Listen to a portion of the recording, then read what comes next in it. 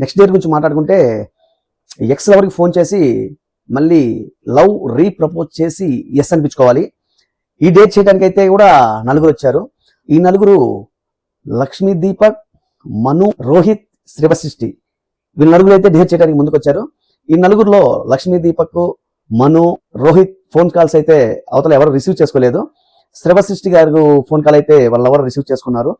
ఆమె తన లవర్తో మాట్లాడుతుంటే చాలా ఎమోషనల్గా, చాలా జెన్యూన్గా, ఎక్స్ లవర్తో మాట్లాడాలంటే కొంతవరకు డేర్ ఉండాలి. అలాంటి లవర్కి ఫోన్ చేసి ఇలా నేను మళ్ళీ మీతో ఉండాలనుకుంటున్నాను, ఇలా మళ్ళీ మీతో ముందుకు సాగాలనుకుంటున్నాను అని చెప్పి తన ఎమోషనల్గా చాలా ఫీల్ అయింది. షాక్ గురి చేసినట్లయింది. ఓకే, ఓవరాల్గా శివసృష్టి గారు చాలా డేర్గా ఆ టాస్క్ అయితే కంప్లీట్ చేశారు. ఖచ్చితంగా ఆమెకున్న డేర్నెస్ ఖచ్చితంగా బిగ్ బాస్ హౌస్లో చాలా బాగా పనిచేస్తుంది. ఖచ్చితంగా ఆమె బిగ్ బాస్ హౌస్లో ఉండాల్సినటువంటి క్యాండిడేటే. సో ఆమె కూడా టాప్ 15లోకి ఎంటర్ అయిపోయింది.